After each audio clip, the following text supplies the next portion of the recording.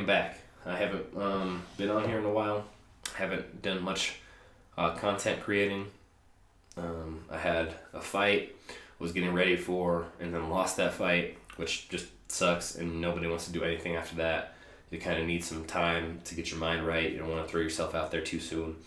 You don't want to hop back on and put content out, especially since the internet is a unforgiving place a lot of times. But not just that, sometimes you just get down, depressed, and don't want to create. So that's kind of where I was at.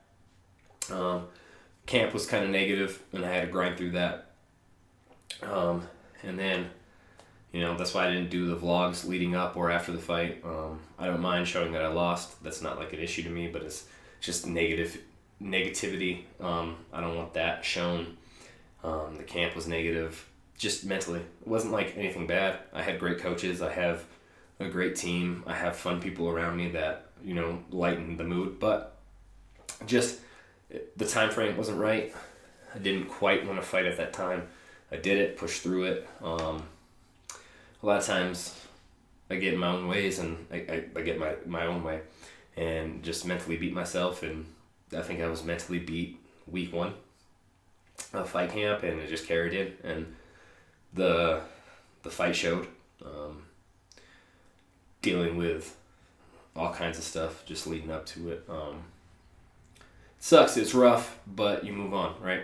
I've done this sport a long time, and I've never said I'm the best. I've never said I'm number one. I've always tried to be number one, and I push myself in training to be number one, but it's not always going to work out that way, and you're going to get into fights, and you're going to have setbacks, and you're going to move forward, or you're going to crumble. But I've always been the guy that moves forward and just tries to get back to what I was doing. So I want to get back to creating content. I want to get back to, just doing things that I enjoy to do outside of fighting. I'm going to put that to the side, myself fighting. I'm not going to fight for a while, which is good. I need that. My body needs it. My mind needs it. So I just put that on the back burner. I get back to content creating and coaching my fighters. I have a great job where I get to go and coach fighters, and I enjoy that. Now, a lot of times it sucks because you're dealing with divas and people that think they deserve everything for free, and deserve everything handed to them and without having to work. So, that's what I want to talk about, is just moving on. A lot of people don't want to put the work in. They get angry or upset or sad about how I do my practices, and they can't handle it, and it's hard, and it sucks for them. So they'd rather leave the gym, go somewhere else that's a little bit easier, a lot bit easier, and think that they're seeing results, but they're not. I'm not saying I'm the best coach. Never had said the best coach. I'm not the best motivational speaker. Obviously, I'm not the best speaker, period. And I know a lot of these guys on here, on YouTube, are a lot more motivating because of their stories, like Jocko Willink and all those guys who have been through, David Goggins, that have been through a lot of shit in their life. And I understand that. Me, I've been through different types of stuff in my life as far as what I want and the career that I want, and my motivation comes strictly from I've been there, done that in this sport, especially in MMA, right? But I think it goes hand in hand with any sport or anything you want to do in life. I've been told I wasn't going to be it, and then I've succeeded, right? But then I've also underachieved at it. So I've had every spectrum of being a professional athlete, so that's where my motivation comes from. I've had my stuff that, I felt like the greatest athlete ever, and then I felt like the worst, So that's what I come from, and that's where I'm coming from, and I enjoy coaching.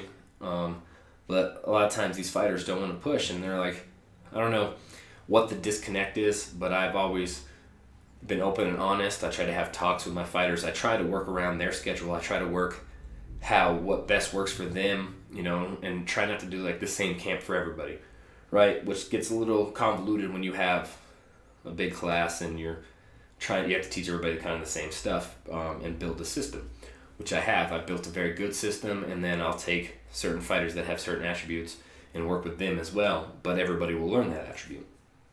right? But a lot of times it's too hard. A lot of times the sparring is a little too hard for them, whatever it is. But I know what works to get to the top, especially where we're at. We're not a big name gym where you're going to get everything handed to you. A lot of times in this sport especially, but I'm sure it happens in every sport, is the bigger name gyms or the bigger names that you know is going to help you get to where you want to go. Me, I did it without having a big name gym behind me. I did it without having the big names around me. So I know what it takes to get there from like literally bottom of this sport.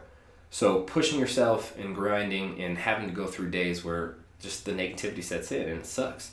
You have to, right? And sometimes you have to take step backs and fight. I learned more for myself mentally, how I react to things, and mentally how I am, like, than I ever have in my whole career this last loss.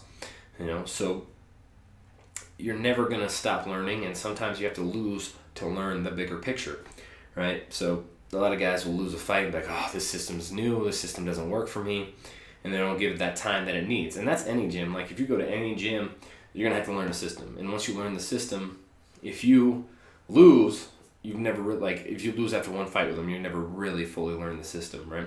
Some people like that comfortability of having the same coach, but sometimes you don't have that luxury of having the same coach, right? Sometimes coaches leave gyms and new coaches have to step up. So that's kind of what I did. A coach left the gym, but I was always there training with the guys and just helping out what I could. And then I step in, and there's kind of been like a disconnect, and a lot of people shy away.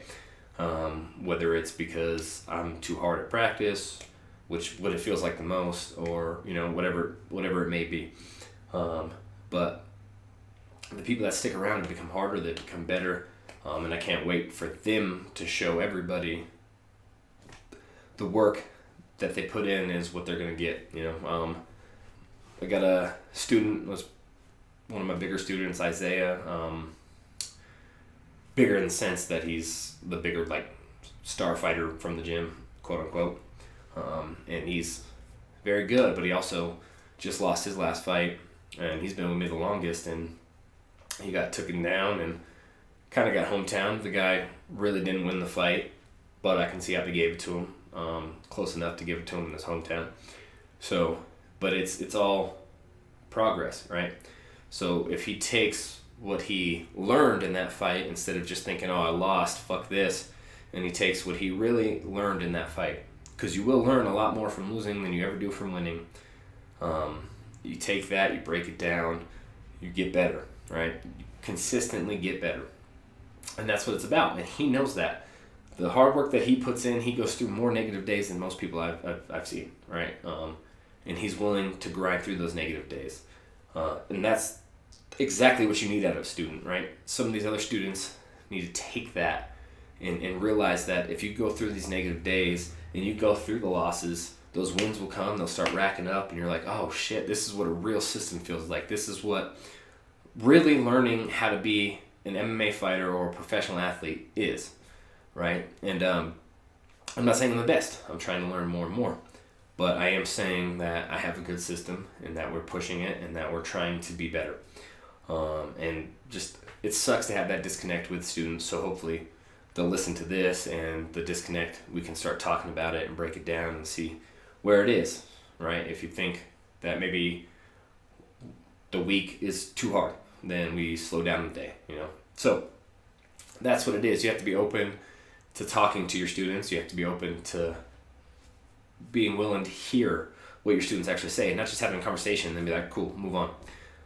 You can't just say everybody's a bitch, right? You can't just be like, all right, you don't have it in you. Because there's a lot of people that do have it in them. They just don't know how to talk. And a lot of problems in our society is not being able to talk. You have to communicate your problems. You have to communicate the good stuff. You have to communicate. That's it. You have to communicate. I've lost a few friends and a few training partners that just weren't willing to communicate, and I wasn't willing to communicate. And when you have that, you butt heads, and then the relationship ends that way, right? And that's pretty much every relationship in life, right? If you have a boyfriend, girlfriend, athlete, partners, whatever it is, you have to be able to communicate with everybody in your life. Otherwise, those relationships tear apart. And that's not what you want. And nobody wants to be alone and just because they're too hard-headed, right? If people want to leave, but you have to be able to communicate and let people know how you're feeling and receive that too, right? Communication isn't just about talking, right? You have to understand what the people are telling you, right? Especially if you feel like you're the problem, then you have to listen to what they're saying so you can understand that. And even if you don't feel like the problem, you should listen to what they're saying, because you will pick up things that, oh shit, I was doing this wrong. I had a problem here.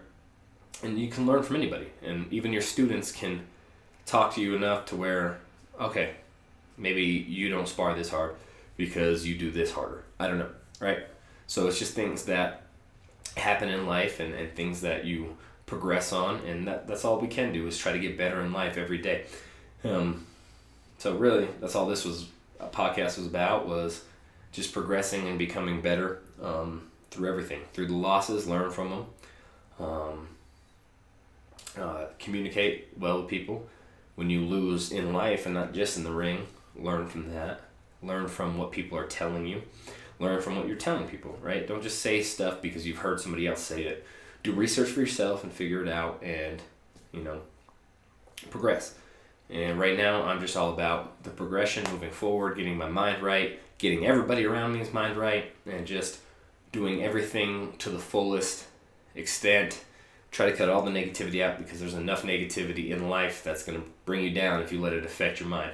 Okay, your mind is a very powerful weapon, and if you let that negativity creep in, it will destroy you. So, and that's not just in MMA, and that's more in life than anything, right? So, kill the negativity, shut it down, do what you got, meditate, use tools around you, and just get better, right? Let's all progress in life and move to the next level. Level up every day. Every day, try to get 1% better, and just try to be the best you, right? And that's where I'm at. All my fans that wondering about my fighting, I don't know when I'll fight again. So it could be next year, it could be in 2 years, it could be never. So I'm not quite sure. Right now, I'm just focused on making my fighters better and making myself better. Okay, so I'll be working on my diet. So if I ever get the itch to fight, I'm right there. I don't have to fight at a heavier weight, and I'll be right there. Right, and I'm working on my mindset to where it won't affect me in anything anymore, including MMA. I was really getting good and grinding with that, and then I fell back because fight camps are hard to continue a routine of other stuff outside of the routine of fighting. So that's why there's no itch to fight right now. There's just an itch to get better. And that's what I'm going to be there for. That's what I'm going to work on. And anybody that wants to be a part of that ride, you know where to find me. I'm out.